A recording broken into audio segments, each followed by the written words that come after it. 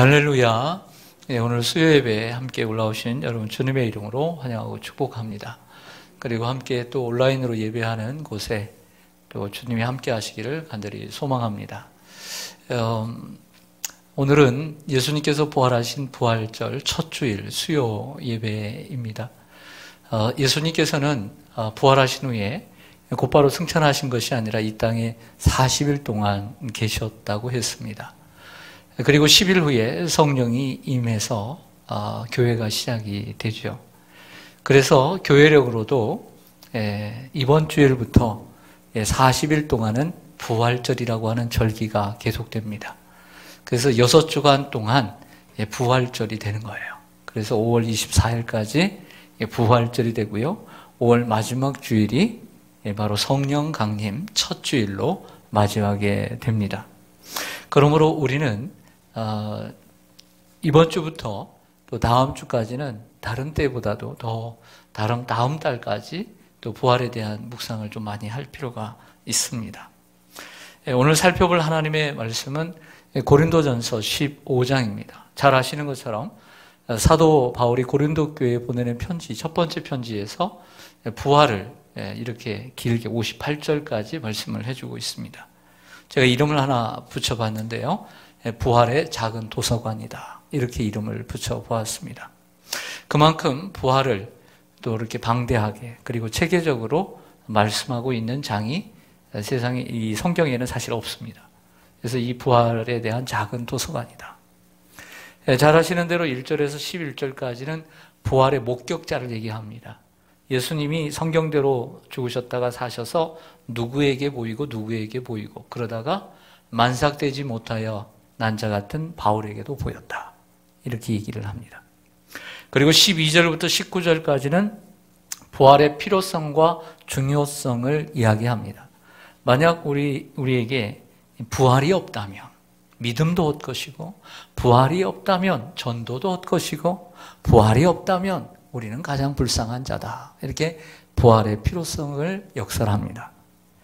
20절부터 34절까지는 예수님의 부활과 함께 오는 우주적 완성을 얘기를 합니다. 예수님이 부활의 첫 열매가 되심으로 온 만물이 예수님께 복종하게 되는 이러한 세상이 오게 된다라는 얘기를 하죠. 그리고 35절부터 49절까지는 그러면 우리가 예수님과 함께 부활할 때에 어떠한 몸으로 부활을 할 수 있겠느냐. 이런 얘기를 합니다. 구체적이지 않아요? 그리고 방대합니다. 그리고 마지막 50절에서 58절, 오늘 우리가 읽은 본문은 부활에 대한 소망 부분을 이야기를 합니다. 재림 때에 예수님께서 나팔 소리와 함께 부활하게 되실 것입니다. 그 부활의 주님을 바라보고 우리가 부활 소망을 가지고 어떻게 살아가야 되느냐, 이렇게 결론을 내고 있는 것이 고린도전서 15장이라고 할 수 있습니다. 예수님은 우리의 죄를 위해 죄를 담당하고 십자가에 죽으셨습니다. 그리고 사흘 만에 다시 부활하셨습니다. 예수님의 이 십자가 부활의 이 두 사건은 기독교에 있어서 가장 큰 두 가지 기둥이라고 할 수가 있습니다. 그래서 이 중에 하나만 있으면 결국 기독교라고 말할 수가 없는 거죠. 우리는 이번 주일날 부활의 주님께서 누구를 찾아오셨는가? 무덤을 찾아 울고 있는, 헌신하고 희생하는, 변함없이 주님을 사랑하는 막달라 마리아를 찾아와 주시고 그 눈물을 닦아주신 것을 보았습니다. 비록 두려움 속에 있지만 교회에 모여 하나님을 예배하는 그 제자들의 모임 가운데 오셔서 5가지 선물을 주고 가셨음을 배웠습니다. 안타깝게 그 자리에 없었던 도마까지도 예수님은 친절하게 찾아와 주시고 그의 믿음을 다뤄주시는 것을 보았습니다. 그리고 예수님을 박해했던 사도 바울에게도 만삭되지 못하여 난자 같은 바울에게도 내게도 보이셨느니라. 예수님을 믿지 않고 부활을 믿지 않고 예수님을 핍박하고 박해하고 그리고 교회를 나쁜 마음으로 나쁜 감정으로 바라보는 이 세상의 사람들에게도 찾아오고 계십니다. 그러나 무엇보다 누구보다 오늘의 삶을 살고 있는 우리들이 서로 각자의 형편이 다르잖아요. 오늘 하루도 서로 다른 삶을 살았잖아요. 마음도 다르고 몸도 다르잖아요. 나이도 다르고 얼굴도 다르잖아요. 근데 각자 다르지만 그 다른 자리에 주님은, 부활의 주님은 오늘도 찾아와 주셨고, 그걸 오늘도 우리와 함께 하신 줄로 믿습니다. 그런데 예수님의 부활은 부활주일로 끝나느냐? 절대 그렇지 않다는 거죠. 예수님이 죽으시고 부활하신 것으로 끝나느냐? 예수님의 부활로 끝나느냐? 그렇지 않다는 거죠. 예수님의 부활은, 즉 예수님도 말씀하셨지만 사도 바울이 더욱더 체계적으로 예수님의 부활로 끝나는 것이 아니라 예수님의 부활은 결과적으로 우리의 부활로 이어진다, 이야기를 하고 있다는 것이죠. 그래서 오늘 우리가 살펴볼 것은, 그러면 우리의 부활은 어떤 것인가에 대한 부분을 살펴보겠습니다. 요한복음 11장에서 예수님께서 이렇게 말씀하셨다고 했죠. 나는 부활이요 생명이니 나를 믿는 자는 죽어도 살겠고 무릇 살아서 나를 믿는 자는 영원히 죽지 아니하리라. 예수님이 먼저 자신이 부활이지만, 소망이지만 우리도 그분을 믿을 때 죽어도 살고 살아서 믿는 자는 영원히 죽지 아니하리라고는 부활을 약속해 주셨어요. 모든 사람은 흙으로 왔기 때문에 몸을 가지고 있습니다. 이 사르스라고 하는 이 몸을 가지고 있습니다. 각자 생김새가 다르고 각자 강점과 약점이 다릅니다. 키가 큰 사람도 있고 키가 작은 사람도 있습니다. 얼굴이 까만 사람도 있고 얼굴이 하얀 사람도 있고 우리처럼 불구스름한 사람도 있습니다. 그 설민석의 책을 읽어드립니다라고 하는 걸 한번 보았더니 아주 두꺼운 책인데 그 책을 아주 20분 만에 아주 잘 해석을 해주더라고요. 참 말을 잘하고 그리고 정리도 잘하는데 이런 얘기를 하더라고요. 결과적으로 백인이 흑인을 지배하게 됐잖아요. 왜 백인이 흑인을 지배하게 됐느냐? 세계적인 학자가 쓴 책을 얘기를 하는 건데, 우리가 보통 생각하기를 타고난 어떤 우월적인 유전자가 있어서 흑인을 지배하게 됐을 것이라고 우리가 일반적으로 생각을 하는데, 그 책은 그렇게 얘기를 하고 있지 않더라고요. 결과적으로 이 아프리카라고 하는 이 지역과 유라시아 쪽이나 이쪽에 있던 사람들의 모습이 달라서가 아니고 환경적인 차이로 인해서 결국에는 백인이 결국에는 흑인을 지배할 수밖에 없었다. 이게 결론이에요. 그러니까 우월적인 존재로서 그들을 지배한 게 아니라 환경적인 차이로 인해서 되었다. 이런 얘기를 들은 적이 있습니다. 우린 모두 다 똑같습니다. 육체를 가지고 있다는 점에서 똑같습니다. 그런데 죽고 난 후에 다시 살 때 부활의 몸이 있음을 예수님은 말씀하시고 또 사도 바울도 얘기합니다. 오늘 고린도전서 15장 42절을 보시죠. 부활의 몸은 어떤 몸일까요? 42절 찾으셨죠? 네. 죽은 자의 부활도 그와 같으니 우리가 첫째는 썩을 것으로 심지만 썩지 아니할 것으로 다시 산다. 두 번째, 욕된 것으로 심지만 영광스러운 것으로 다시 살아나고요. 세 번째, 약한 것으로 심지만 강한 것으로 다시 살아나며, 네 번째, 육의 몸으로 심고 신령한 몸으로 다시 살아나나니 육의 몸이 있은즉 또 영의 몸도 있느니라. 아멘. 저를 보시죠. 부활의 몸 어떻게 다시 살아날까요? 실질적으로 우리가 부활의 몸을 본 적은 없습니다. 예수님께서 40일 동안의 그 부활의 몸, 부활의 구조, 신체적인 구조를 우린 정확하게는 알 수는 없지만 그래도 성경은 어느 정도 가르쳐주고 있어요. 비록 우리의 몸은 썩을 몸이지만 썩지 아니할 몸으로 다시 살 거다라고 얘기를 하고 있는 거죠. 여러분, 우리는 약한 몸입니다. 즉 우리는 병에 들리기도 하고 그리고 아프기도 합니다. 1년 전에도 아팠고 지금도 아픕니다. 어제도 아팠죠? 어제는 머리가 아팠습니다. 오늘은 무릎이 아프네요. 내일은 어디가 아플까요? 그건 모르죠. 분명히 아플 거예요. 우리처럼 약합니다. 그런데 부활의 몸은 강한 몸으로 다시 산다는 거죠. 또한 부활의 몸은 욕된 것으로 심지만 영광스러운 것으로 사는 것입니다. 여러분, 우리가 세상을 살면서 칭찬과 그리고 어떤 사람들이 사랑하고 그런 말만 듣고 삽니까? 그렇지 않죠.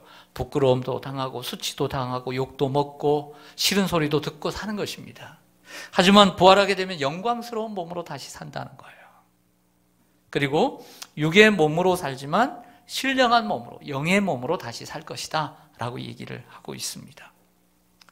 자, 일반적으로 이런 어떤 이 땅에서의 몸을 우리가 육의 몸, 자연적인 몸이다 이렇게 얘기를 합니다. 육의 몸, 자연적인 몸, 그리고 부활의 몸이 있습니다. 여러분, 이 자연적인 몸, 이 육의 몸은 누구로부터 온 것일까요? 첫 번째는 하나님으로부터 온 것이지만 결과적으로는 하나님께로부터 부름받은 아담의 모습이 사실은 변화되었습니다. 즉 죄를 범함으로 아담의 모습으로 변화되었죠. 흙으로 지음받은 아담의 몸, 아담이 사람이지만 흙에서 그 근원이 오지 않았습니까?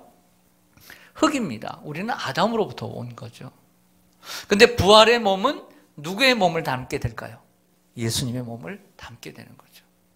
자, 그것을 더 가면서 설명을 해주고 있어요. 47절을 좀 보실까요? 47절에 육의 몸과 영의 몸을 이렇게 해석을 합니다. 47절에 첫사람은 누굴까요? 그렇죠. 아담이죠. 아담은 땅에서 났으니 흙에 속한 자이거니와 둘째 사람은 누굴까요? 그렇죠. 둘째 아담이 예수 그리스도죠. 로마서 4장과 5장에 첫째 아담, 둘째 아담 얘기하잖아요. 둘째 사람은 하늘에서 나셨느니라. 48절에 무릇 흙에 속한 자들은, 아담의 후손들은 저 흙에 속한 자와 같고 무릇 하늘에 속한 자들은 저 하늘에 속한 이와 같으니, 49절에 우리가 흙에 속한 자의 형상을 입은 것 같이 또한 하늘에 속한 이의 형상을 입으리라. 할렐루야.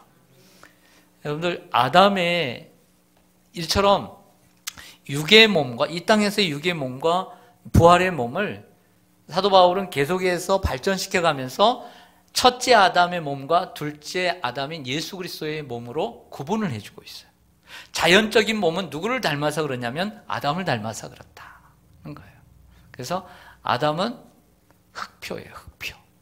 예, 흙침대가 아니고 흙표예요. 흙으로부터 났어요. 근데 예수님은 무슨 표라고 얘기를 하고 있어요? 그렇죠. 하늘표라고 얘기를 하고 있는 거예요. 하늘표. 우리가 아담을 닮아서 죄로 인해서 흙으로 나서 몸으로 나서 흙으로 존재하지만 우리가 주님을 바라볼 때 우리는 하늘에 속한 자가 되고 하늘에 속한 자인 하늘표인 주님의 몸으로 부활하게 된다. 이렇게 다른 표현으로 이렇게 발전시켜 나가는 것을 알게 됩니다. 그래서 우리는 흙표, 흙침대에서 이제는 하늘표, 예, 하늘의 몸으로 변화되는 줄로 믿습니다. 예, 여러분들 기억하시라고 하는 겁니다. 부활에 있어서 좀 어려운 논쟁이긴 한데 부활의 논쟁이 있습니다. 일반적으로 이런 논쟁이 있겠죠. 첫 번째, 예수님이 부활하셨느냐 안 하셨느냐 이런 논쟁이 있겠죠. 이 근본적인 논쟁입니다. 그래서 예수님의 그 시체를 누군가 도둑질해 간 것이다. 뭐 환상을 본 것이다. 이런 식으로 해서 예수님의 부활은 거짓이다 라고 말하는 사람들과 또 예수님은 부활하셨다라는 사람들의 논쟁이 있습니다. 그런데 그런 논쟁 말고 다른 논쟁 하나 소개해 드릴게요. 어떤 논쟁이냐면 예수님의 부활이 몸의 부활이냐 그리고 영의 부활이냐 이런 논쟁이 있어요.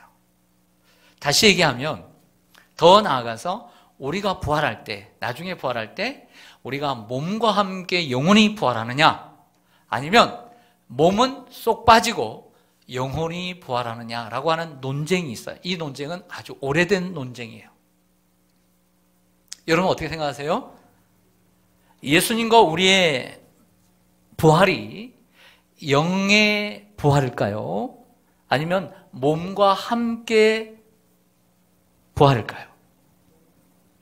어떻게 생각하십니까? 쉽게 우리가 유추해 볼 수 있는 것은 이렇게 생각할 수 있습니다. 예수님께서 40일 동안 이 땅에 계시면서 부활의 몸으로 계시면서 어떠한 몸으로 계셨느냐를 유추해 보면 알 수 있겠죠. 어느 정도. 그 다음에 쉽게 누가복음 24장을 보면 엠마오로 가는 두 제자를 만난 후에 마지막 부분에 이렇게 기록합니다. 11명이 있는 제자들 사이에 예수님이 나타나셨습니다. 제자들이 깜짝 놀랐겠죠. 샬롬하고 들어닥치는 예수님을 보고 너무 깜짝 놀랐습니다. 그러면서 예수님께서 뭐라고 말씀하셨는지 한번 들어보세요. 들어본 적 있을 거예요. 내 손과 발을 보고 나인 줄 알라. 또 나를 만져보라. 영은 살과 뼈가 없으되 너희 보는 바와 같이 나는 있느니라. 이런 말씀을 들어보셨죠? 자, 그렇다고 이 말씀을 근거로 한다면 예수님은 부활은 영의 부활일까요? 육과 함께의 부활일까요? 그렇죠. 육과 함께의 부활인 거죠. 나를 만져보라고 했으니까. 의심하는 도마에게 나타났을 때 손과 옆구리를 또 제자들에게 보이신 것을 보면 또 근거가 될 수 있습니다. 이 누가복음 24장의 이 말씀으로 끝난 것이 아니라 이 말씀을 딱 하시자 제자들이 구운 생선 한 도막을 가져다가 예수님께 드리죠. 그랬더니 예수님께서 어떻게 하시냐면 그것을 드셨다라고 기록하고 있어요. 예수님은 육체와 함께 부활하셨음을 보여줍니다. 그러나 그 부활의 몸이 지금 우리의 몸과 똑같지는 않을 거예요. 하지만 분명히 육체와 함께 부활하셨음을 말씀하고 있다는 거죠. 마찬가지로 우리도 부활할 때에 우리의 영만 부활하는 것이 아니라 우리의 육체가 함께 부활하게 될 것을 믿습니다. 로마서 8장 11절에 이런 말씀이 있습니다. 한번 찾아볼까요? 여러분 성경 로마서 8장 11절. 여러분들 성경을 잘 찾으시니까 로마서 8장 11절. 로마서 8장 11절.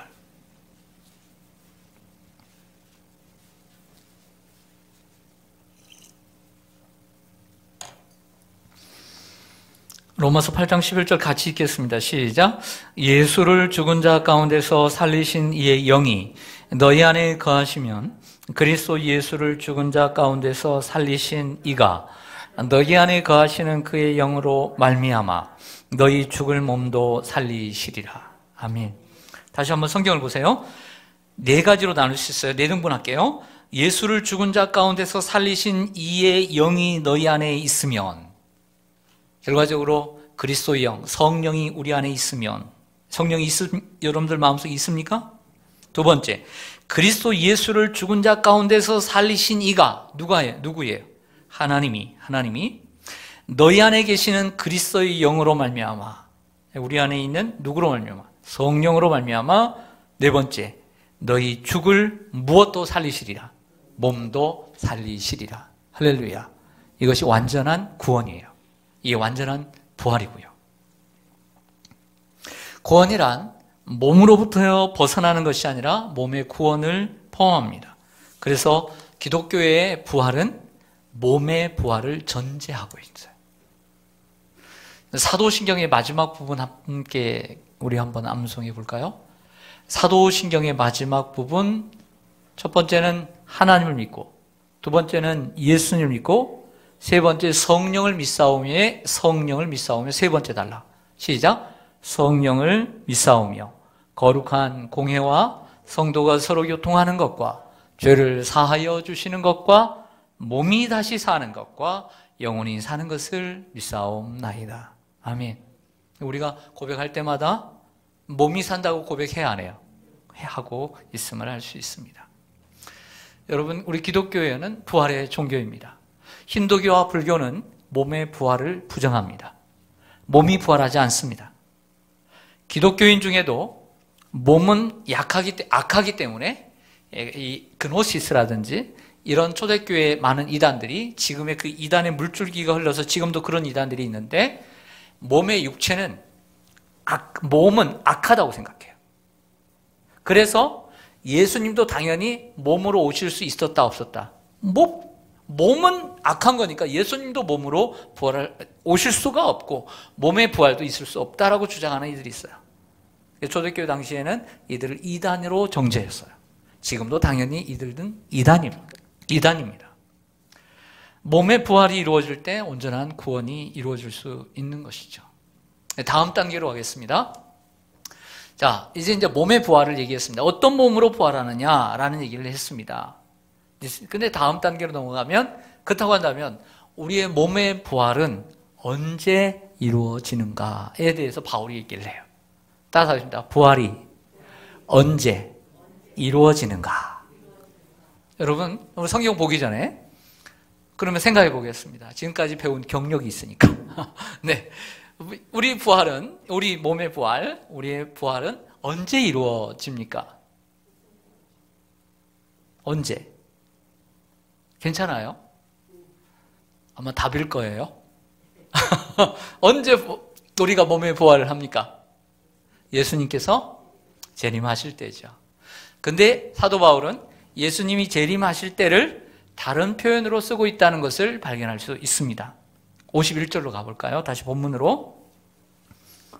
고린도전서 15장 51절 52절 제가 읽겠습니다. 보라, 내가 너희에게 무엇을 말한다? 비밀을 말하노니 우리가 다 잠잘 것이 아니요 죽을 것이 아니요, 이런 뜻이죠. 마지막 나팔에 순식간에 홀연히 다 뭐하리니? 변화하리니 나팔 소리가 나매 죽은 자들이 썩지 아니할 것으로 다시 살아나고 우리도 뭐하리라? 변화하리라. 답 나왔네요. 우리의 몸의 부활은 언제 이루어질까요? 사도 바울의 말에 의하면 뭐라고 써야 돼요? 그렇죠. 마지막 나팔 소리가 날 때 이렇게 되죠. 근데 우리는 이 마지막 나팔 소리가 무슨 나팔 소리인지를 알고 있죠. 그것은 바로 예수님의 재림의 나팔 소리죠. 어디서 알 수 있냐면 데살로니가 전서 4장 16절로 가보겠습니다. 한번 찾아보죠. 데살로니가 전서 4장 16절. 이 데살로니가가요, 은근히 잘 숨어 있습니다. 이 데살로니가가 생각보다 은근히 잘 숨어 있어요. 그래서 다른 성경보다 내가 잘 아는데 하면서도 잘 못 찾는 것이 데살로니가 전후서예요. 어디 숨어 있죠? 예, 골로새서 다음에 숨어 있습니다. 네. 웃으신 거 맞죠? 네. 예, 웃어주셔서 고맙습니다. 332쪽. 데살로니가 전서 16절을 같이 한번 읽겠습니다. 시작. 주께서 호령과 천사장의 소리와 하나님의 나팔 소리로 친히 하늘로부터 강림하시리니 그리스도 안에서 죽은 자들이 먼저 일어나고 17절. 그 후에 우리 살아남은 자들도 그들과 함께 구름 속으로 끌어올려 공중에서 주를 영접하게 하시리니 그리하여 우리가 항상 주와 함께 있으리라. 18절. 그러므로 이러한 말로 서로 위로하라. 아멘. 할렐루야. 사도 바울은 예수님이 재림하심으로 이런 얘기를 빼고요, 마지막 나팔 소리에 우리가 홀연히 변화하고 그리고 나팔 소리가 나매 우리가 변화하리라, 이렇게 표현을 하고 있는 것이죠. 당연히 그 나팔 소리는 데살로니가전서 4장을 통해서 예수님의 재림의 나팔 소리임을 알 수 있습니다.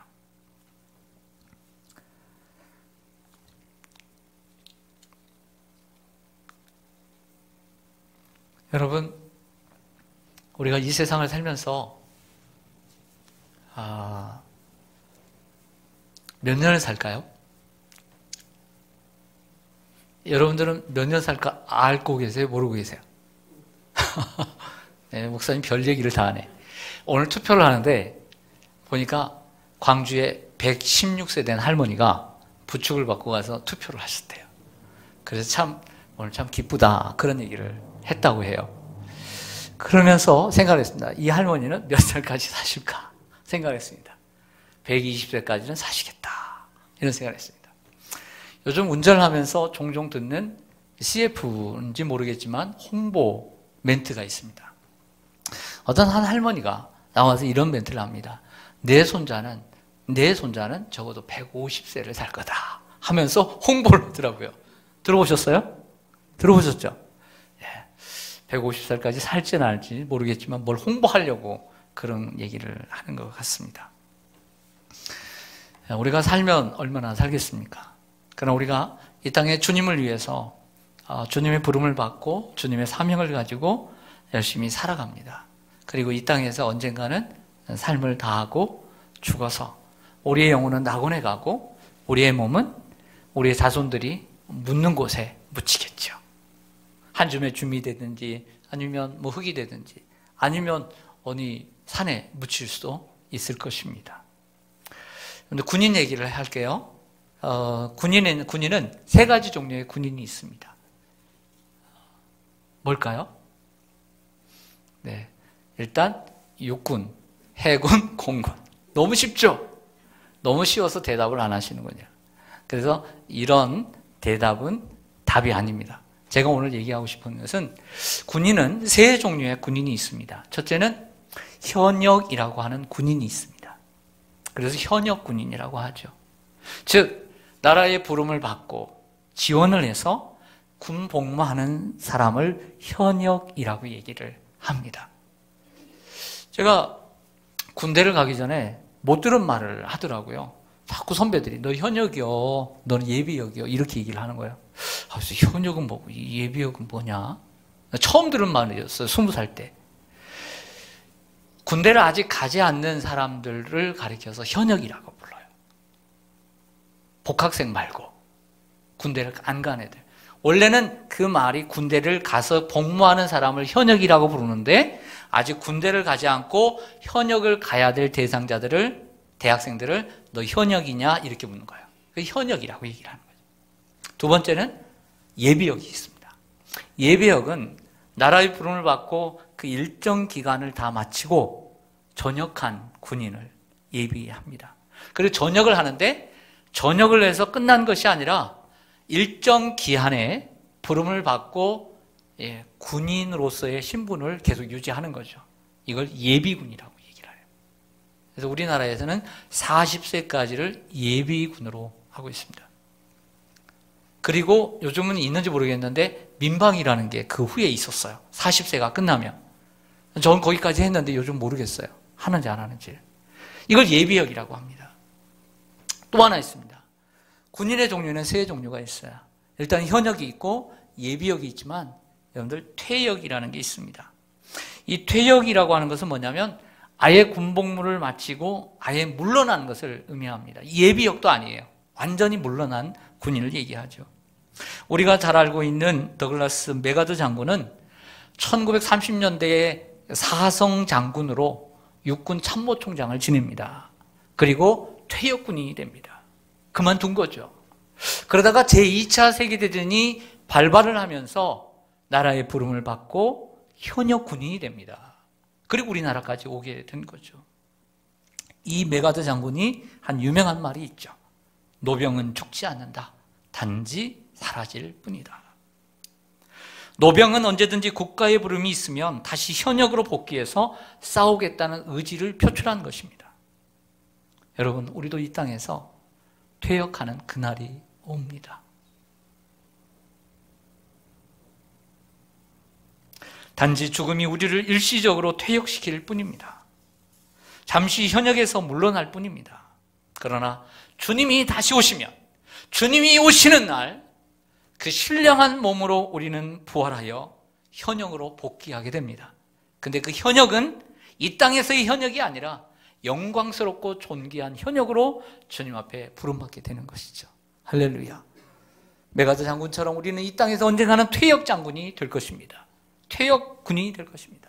퇴역 군사가 될 것입니다. 그러나 예수님이 다시 부활하시는 날 우리는 다시 영광스러운 몸으로 현역으로 주님 앞에 서게 될 줄로 믿습니다. 오늘 투표하셨습니까? 다 하셨어요? 네. 투표하신 분이 좀 되면 기분이 좀 좋고 안 되면 아쉽고 그렇죠. 어떻게 나왔든지 간에 하나님께서 이 민족을, 우리나라를 좀 사랑해 주셨으면 좋겠어요. 그리고 좀 사람들의 어떤 계획 속에 방치되는 민족이 아니라 정말 하나님이 이끌고 가는 그런 나라가 되기를 원합니다. 오늘 잠깐 이제 오후 내내 이제 설교를 준비하고 집에 가서 이제 밥을 먹고 오는데 벌써 그 출구조사가 끝나가지고 벌써 발표를 다 하고 있더라고요. 오늘 온라인으로 예배 드리는 분들, 제 유튜브 방송 보다가 또 TV 보다가 절대 그러지 마세요. 하나님의 예배를 경멸하는 거예요. 그건 무섭죠? 네, 그러니까 하나만 선택하세요. 저희 예배를 끄든지 TV를 끄든지 골방으로 들어가든지 아니면 그냥 자유롭게 하든지 하세요.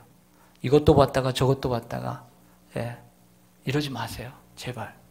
그래서 온라인 예배는 정말 온전한 예배가 될 수가 없어요. 온라인 예배의 목적은 믿지 않는 사람들, 그리고 가난한 교인들이 요즘 많죠. 즉 명목상으로는 그리스도인이고 교회에 호적이 올라가 있지만 교회를 다니지 않는 이러한 가난한 성도들, 이런 사람들에게, 그리고 너무 몸이 불편해서 교회를 나올 수 없는 환경에 있는 사람들에게 필요한 예배가 온라인 예배인 거예요. 그리고 온라인 예배는 불신자들에게 우리 교회 한번 영상 한번 봐, 이렇게 해서 오프라인 예배로 이끌어오는 것이 온라인 예배인 것이지, 온라인 예배에 묶여 있으라고 온라인 예배를 드리는 게 아니에요. 진정한 교회는 성도들의 모임인 거죠. 모임 속에 하나님이 임재하시는 거예요. 할렐루야. 모임 속에 하나님이 임재하시는 거죠. 이제 차차 여러분들 하나님 교회 앞으로 나오시길 바랍니다. 방학 그만하시고, 방학은 이만하면 됐잖아요.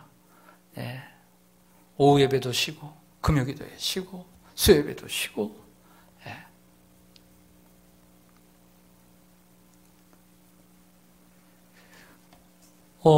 사도 바울이 이제 계속해서 이런 이야기를 합니다. 무슨 이야기를 하냐면 사망에 대한 이야기를 합니다. 죽음에 대한 이야기를 합니다. 좀 뚱딴지 같지만 이런 질문 드려볼게요. 사망이 끝나는 날이 올까요, 안 올까요? 사망이 끝나고 죽음이 사라지는 날이 올까요, 안 올까요? 오죠. 사망이 끝나고 죽음이 사라지고 멸망하는 날이 오게 됩니다. 사실 우리가 예수님이 부활하셨다고 했을 때 예수님이 뭘 이겼다고 얘기를 해요? 그렇죠. 사망을 이겼다 이러고 했죠. 사망을 이겼다면, 사명을 멸망시켰다고 한다면, 사망을 이기셨다고 하면 지금 사망이 있어야 돼요, 없어야 돼요? 없어야 되죠. 그러나 아직 사망이 우리에게 있어요, 없어요? 그렇죠. 예수님은 죄와 사망을 이기셨습니다. 그렇지만 온전한 사망을 이기는 것은 언제 이기게 되냐면 예수님이 재림하실 때 온전히 사망을 이기게 되는 거예요. 할렐루야. 또 다시 얘기하면 우리의 사망은 언제, 죽음을 언제 이기냐? 우리가 예수님이 재림하심으로 우리가 부활할 때 우리가 사망을 이기게 된다라고 바울은 얘기를 해요. 54절 볼게요. 54절. 이 썩을 것이 썩지 아니함을 입고 이 죽을 것이 죽지 아니함을 입을 때에는 사망을 삼키고 이기리라고 기록된 말씀이 이루어지리라. 이사야 25장 8절의 인용입니다. 이게 이사야 25장 8절의 말씀인데 그 말씀을 제가 찾아보니까 이렇게 써 있어요. 사망을 영원히 멸하실 것이라. 사망을 완전히 죽음을 완전히 죽여버려요. 이 날이 올 거라고 이사야 25장 8절에 말씀하고 있는데 이 말씀을 인용하고 있는 거죠. 그러면서 하는 얘기가 언제 이 사망을 완전히 죽이게 되느냐? 우리의 몸이 부활할 때. 이렇게 얘기를 하고 있는 겁니다. 우리는 썩을 몸을 가지고 있습니다. 그래서 사망을 이길 수 없죠. 죽을 수밖에 없습니다. 그러나 우리가 예수님 믿고 예수님의 재림 때에 신령한 몸을 입게 될 때 사망을 삼키고 이기게 된다는 말씀입니다. 55절로 가볼까요? 사망아 너의 승리가 어디 있느냐? 사망아 내가 쏘는 것이 어디 있느냐? 이 말씀은 거기에 각주에 써 있는 것처럼 호세아 13장 14절의 말씀을 인용해서 사망을 부르고 조롱하듯 질문을 던집니다. 사망아, 야, 사망아, 너의 승리가 어디 있느냐? 네가 이길 것 같아? 하면서 그의 승리를 조롱하는 것입니다. 그리고 또 하나 얘기합니다. 사망아, 내가 쏘는 것이 어디 있느냐? 쏘는 것을 좀 얘기를 해볼게요. 여러분들 무엇인가 쏘여본 적 있으세요? 쏘여본 적. 제가 처갓집에 갈 때마다 옆집이 빈집인데 그 옆집에서 애들하고 같이 놀다가 꼭 거기에서 숨어있는 벌에 꼭 쏘여가지고 벌에 쏘인 적이죠. 벌초를 하러 갔는데 그 벌초하는데 그 뒤에서 이렇게 나무가 있는데 거기서 또 이렇게 땡벌이 나와가지고 얼마나 무서운지 몰라요. 벌이 쏘는 게요. 사망도 쏩니다. 사망도 쏘는 거예요. 여기서 쏜다는 헬라어 켄트로는 찌르는 것과 쏘는 것을 두 가지 의미합니다. 찌르는 것은 소들이나 가축을 다룰 때 뾰족한 쇠로 말을 안 듣는 그 소를 찌르는 거예요. 정신 바짝 차리게. 그리고 독충의 침이 사람을 쏘는 것을 가리킵니다. 마치 뱀의 그 독이 있지 않습니까? 그 독으로 쏘듯 사망이 우리를 쏜다는 거예요. 무서운 거죠. 그러나 멸망을 당한 사망은 죽은 뱀처럼 우리를 쏠 수 없게 된다라고 얘기를 하는 거죠. 여러분들, 독사가 무섭습니다. 한번 물리면. 그런데 이 독이 많은 이 독사가 죽어버렸어요. 죽은 뱀이에요. 그러면 우리를 쏠 수 있어요, 없어요? 물 수 있어요, 없어요? 그런 뜻이에요. 사망아, 너의 승리가 어디 있느냐? 사망아, 내가 쏘는 것이 어디 있느냐? 이렇게 얘기를 하고 있는 거죠. 56절 보겠습니다. 56절. 사망이 쏘는 것은 뭐예요? 죄요. 죄의 권능은 무엇이다? 이것도 좀 설명을 할 필요가 있습니다. 사망이 쏘는 것은 죄다. 근데 사망이 무엇 때문에 왔죠? 죄 때문에 왔죠. 그래서 죄의 싹은 무엇이라고 그래요? 사망이다. 아담이 죄를 범했기 때문에 인간에게 사망이 온 것입니다. 그런데 이 죄라는 것이 무엇 때문에 드러났죠? 율법 때문에 드러났죠. 생각해 보세요. 죄를 죄라고 얘기하지 않는다. 법이 없으면요, 이게 죄인지 아닌지 몰라요. 그 남의 것 그냥 가져왔네. 이것을 죄라고 명기하기 때문에 죄가 된 거죠. 그래서 로마서 3장에도 기록하고 있는 것처럼 율법의 역할은 죄를 드러내게 하는 거죠. 율법이 있기 때문에 죄를 드러내게 된 거죠. 율법이 없으면 결국에는 죄는 아무것도 아닌 것이죠. 그런 얘기를 하고 있는 것입니다. 사망이 쏘는 것은 죄요, 죄의 권능은 율법이라고 얘기를 합니다. 여기에 중요한 두 가지 단어를 한번 찾아보죠. 56절에요. 사망이 쏘는 것은 죄요, 죄의 권능은 율법이라.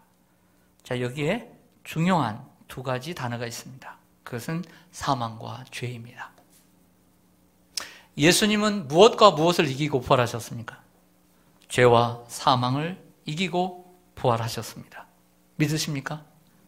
그러면 우리에게 율법은 죄를 드러내게 하고 그 결과로 그 죄의 싹은 우리에게 죽음, 사망을 가져왔는데 이 죄도 이기고 이 사망도 이기신 예수 그리스도, 그 부활의 주님이 이기셨습니다. 어떻게 이기셨습니까? 이 죄는 예수님께서 자신의 몸으로 한 마리 양이 되어서 하나님 앞에 희생제물이 되어서 하나님과 우리 사이에 담을 허물고 화목제물이 되셔서 십자가의 죽으심으로, 십자가의 희생으로 죄를 이기신 거예요. 그리고 부활하심으로 그 죽음과 사망을 이기신 거예요. 할렐루야. 십자가의 죽음으로 죄를 이기고 부활하심으로 죽음을 이기고 부활하신 것입니다. 그래서 우리는 사도 바울처럼 이렇게 고백할 수밖에 없는 거죠. 57절 우리 같이 고백하겠습니다. 시작. 우리 주 예수 그리스도로 말미암아 우리에게 승리를 주시는 하나님께 감사하노니. 할렐루야. 우리 주 예수 그리스도로 말미암아 우리에게 승리를 주시는 하나님께 감사합니다. 이런 고백을 날마다 우리가 하고 살아야 될 줄로 믿습니다. 네. 우리 주 예수 그리스도로 말미암아 우리에게 승리를 주시는 하나님께 감사. 시작. 우리 주 예수 그리스도로 말미암아 우리에게 승리를 주시는 하나님께 감사합니다. 다시 한번요. 시작. 우리 주 예수 그리스도로 말미암아 우리에게 승리를 주시는 하나님께 감사합니다. 할렐루야. 우리는 이 고백을 정말 많이 해야 돼요. 사도 바울이 이 고백을 하고 있죠. 그래서 예수님의 십자가와 부활이 얼마나 귀한가를 깨닫게 된 거죠. 마지막으로 58절입니다. 그러므로 내 사랑하는 형제들아 견실하며 흔들리지 말고 항상 주의 일에 더욱 힘쓰는 자들이 되라. 이는 너희 수고가 주 안에서 헛되지 않은 줄 알미라. 할렐루야. 우리는 예수님의 부활을 믿습니다. 그리고 우리의 몸의 부활도 믿습니다. 마지막 나팔 소리와 함께 예수님이 재림하시는 날 우리도 부활하게 될 것을 믿습니다. 그날에는 사망이 완전히 멸망하고 우리는 사망에 대해 완전한 승리를 거두게 될 줄로 믿습니다. 그러나 우리는 예수님이 재림하시는 그날까지, 자요, 마지막입니다. 이것도 믿어요. 저것도 믿고 예수님의 부활도 믿고 나의 부활도 믿고 예수님이 재림하시는 날 나도 부활할 것을 믿어요. 그러나 이게 믿지만 여전히 나의 삶은 아직도 나그네요, 광야요, 그리고 고난의 바다예요. 아직도 우리는 갈 길이 너무 멀어요. 오늘 이야기를 하고 있는 거예요. 우린 이것도 믿고 저것도 믿어요. 예수님의 부활을 믿고 우리도 우리의 몸의 부활을 믿어요. 그런데 우리는 아직 가야 할 길이 너무 멀어요. 그래서 바울의 말을 빌리자면 우리는 선한 싸움을 다 싸우고 그리고 하나님께서 나에게 주신 사명의 길을 달려갈 길을 다 마치고 끝까지 믿음을 지켜가야 해요. 할렐루야. 우리 이 과제와 숙제가 남은 줄로 믿습니다. 베드로의 말을 빌리자면 이걸 산소망이라고 베드로전서 1장에 얘기하는데 제가 오늘 이런 생각을 해보겠습니다. 산소망이라 한 번도 생각해 보지 못했는데 산소망이라고 하면 무슨 뜻일까? 주석을 다 찾아보지 못하고 그냥 제 생각으로 이런 생각을 했습니다. 산소망이 있다면 죽은 소망도 있다. 이런 생각을 하게 됐어요. 산소망이 있다면 죽은 소망도 있다라는 생각을 하게 되었어요. 죽은 소망은 뭐고 산소망은 뭘까요? 죽은 소망이란 개념적으로 예수님의 부활도 믿고 나의 부활도 믿지만 그 소망을 붙잡고 살진 않아요. 알긴 알아요. 지식적으로 교회도 다니고 알긴 알아요. 십자가도 알고 부활도 알아요. 그러나 이 세상에 우리가 아픔과 근심과 걱정과 수많은 일들 주님을 향해서 주님을 위해서 살아갈 때 너무나 힘든 부분도 있고 삶에 고단한 부분도 있지만 이 모든 것들을 부활의 소망을 가지고 견디고 극복하고 살아가는 거죠. 이게 산 소망이에요. 근데 죽은 소망은 그걸 믿어요. 믿긴 믿지만 내 삶은 그 소망과는 아무런 소용이 없이 관계없이 살아가는 삶. 이게 죽은 소망입니다. 이렇게 정의를 해보았습니다. 여러 가지 시험이 있고 근심이 있지만 예수님께서 재림하실 때 부활의 몸으로 다시 살 뿐만 아니라 예수님께 받을 칭찬과 영광과 존귀를 생각하며 오히려 크게 기뻐하며 살아가는 것. 이것이 바울이 말한 산소망입니다. 여러분이 갖고 있는 소망이 산소망이 되기를 원합니다. 부활의 산소망을 가지고 사도 바울의 결론은 그 소망, 산소망을 가지고 있는 사람은 견신하며 흔들리지 않고 항상 주의 일에 더욱 힘쓰는 삶으로 살아가는 거죠. 기도하겠습니다.